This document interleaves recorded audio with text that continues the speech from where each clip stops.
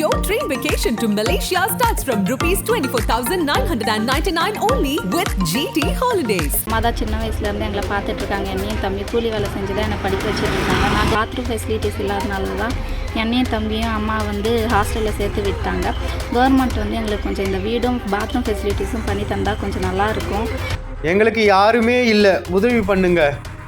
கூரை வீட்டில் சிக்கிய குடும்பம், ஏழை மாணவியின் கண்ணீர் கோரிக்கை.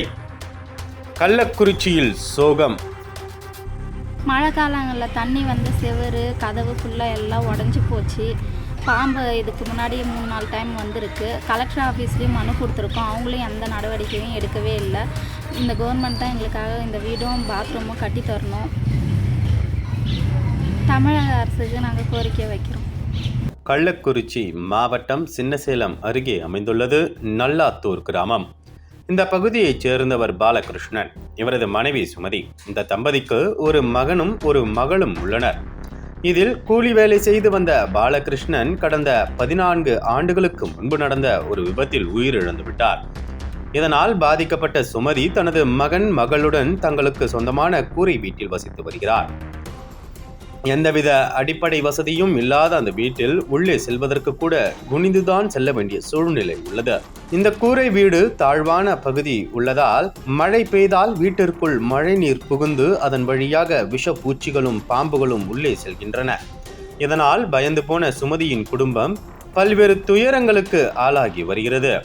அதேபோல் சுமதியின் மகன் அகிலன் 10ஆம் வகுப்பு படித்து வரும் நிலையில் இந்த கூரை வீட்டில் இருந்தால் சரியாக படிக்க முடியாது என்பதற்காக பள்ளி விடுதியிலேயே தங்க வைத்துள்ளனர். மகள் ஐஸ்வர்யா அரசு கல்லூரியில் பயின்று வருவதால் இந்த கூரை வீட்டில் போதுமான வசதி இல்லாததாலும் அடிப்படை வசதியான கழிப்பறை வசதி இல்லாததாலும் அரசு கல்லூரி விடுதியிலேயே தங்கி படித்து வருகிறார்.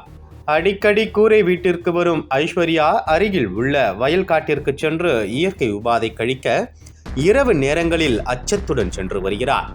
இத்தகைய சூழலில் சுமதியின் மகள் ஐஸ்வர்யா இது குறித்து பேசிய போது, எனது அப்பா இறந்து 14 வருடம் ஆகிவிட்டதால் எனக்கு எந்தவித பாதுகாப்பும் இல்லை. நான் அரசு கல்லூரி விடுதியில் தங்கி பயின்று வருவதால் எங்கள் குடும்பத்தின் நலன் கருதியும் எங்களின் வாழ்வாதாரத்தை முன்னேற்றும் வகையிலும் எங்களுக்கு அரசு வீடு மற்றும் தனிநபர் கழிப்பறையை அமைத்து தர வேண்டும் என மாவட்ட ஆட்சியருக்கு அரசு கல்லூரி மாணவி கோரிக்கை வைத்துள்ளார்.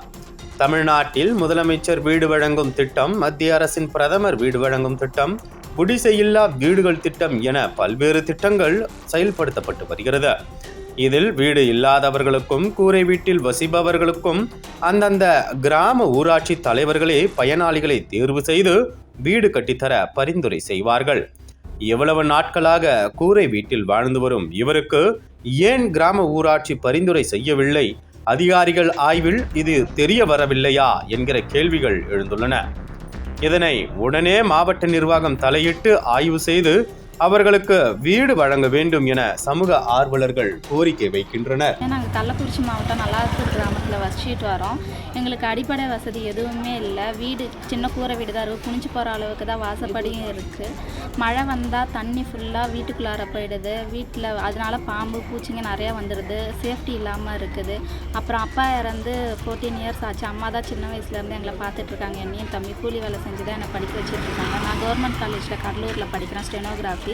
தம்பியும் கவர்மெண்ட் ஸ்கூலில் சேலத்தில் படிக்கிறான். அம்மா தான் அப்பிலேருந்து பார்த்துட்ருக்காங்க. பாத்ரூம் ஃபெசிலிட்டிஸ் இல்லாதனால தான் என்னையும் தம்பியும் அம்மா ஹாஸ்டலில் சேர்த்து விட்டாங்க. கவர்மெண்ட் எங்களுக்கு கொஞ்சம் இந்த வீடும் பாத்ரூம் ஃபெசிலிட்டிஸும் பண்ணி தந்தால் கொஞ்சம் நல்லாயிருக்கும்.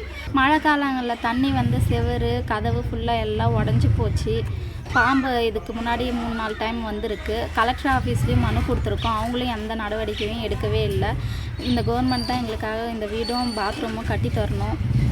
6 முதலமைச்சர்களுடனான அனுபவம் பகிர்கிறார் டைரக்டர் ரைட்டர் VC குகநாதன். உங்கள் நக்கீரன் இதழில் சினிமா கொட்டகை புதிய தொடர் வாங்கி படியுங்கள். அனல் பறக்கும் செய்திகளை அப்டேட் செய்து கொள்ள நக்கீரன் களத்தை இப்பவே சப்ஸ்கிரைப் பண்ணுங்க.